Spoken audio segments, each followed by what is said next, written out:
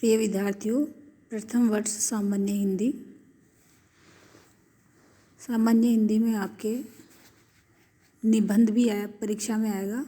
तो निबंध की थोड़ा हम जानकारी आज प्राप्त करेंगे। निबंध कैसे लिखें इस विषय पर एक निबंध लिखना तो आसान है, लेकिन निबंध लिखना सिखाना और झटपट होने वाली परीक्षाओं के लिए पट से निबंध लिखना बताना बहुत ही मुश्किल है।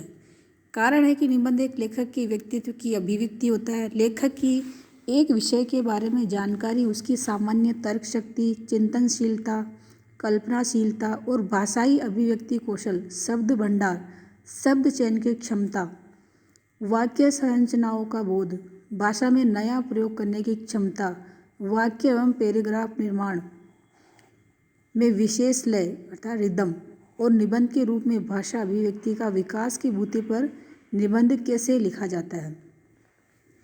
और इन सब बातों का विकास कोई परीक्षा देने के लिए किसी निबंध विशेष को पढ़कर रातों रात नहीं हो सकता है। निबंध लिखने की सामर्थ्य तो धीरे धीरे और क्रमिक रूप से ही उन्नत होती है।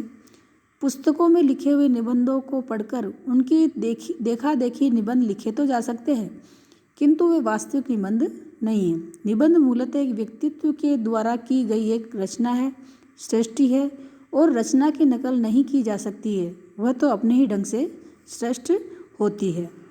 फिर भी कुछ विशेष बातों का ध्यान रखने और नित्य कुछ विशेष कार्य करते रहने से निबंध रचना के कौशल को जल्दी विकसित किया जा सकता है। तो हम जानेंगे निबंध से आशय। निबंध लिखने से पहले निबंध का क्या अभिप्राय है, निबंध क्या है, इसके बारे में हम जानेंगे।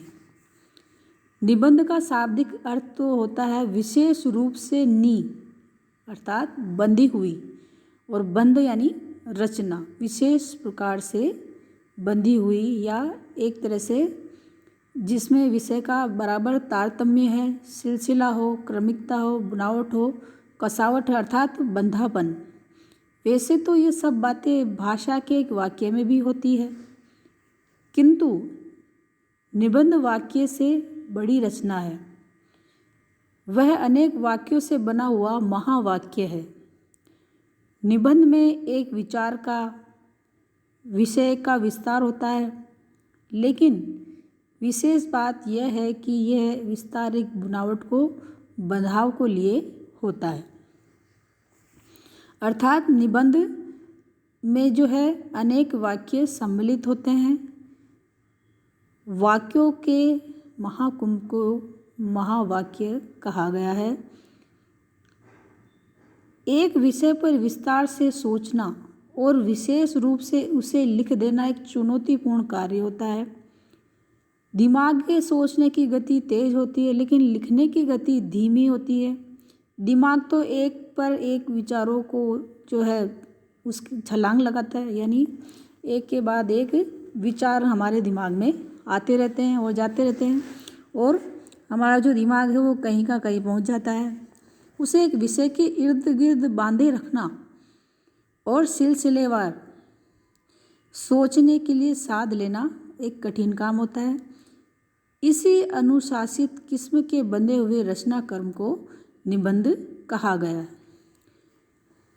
इसके लिए मूलतः दिमाग के ऐसे प्रशिक्षण की जरूरत होती है कि वह एक मुद्दे पर टिककर विचार करे और उसे सिलसिलेवार अभिव्यक्त कर सके। अर्थात उसमें बंधाव होना चाहिए, विचारों का फैलाव नहीं होना चाहिए, और सब तारतम्यता होनी चाहिए पढ़ने में।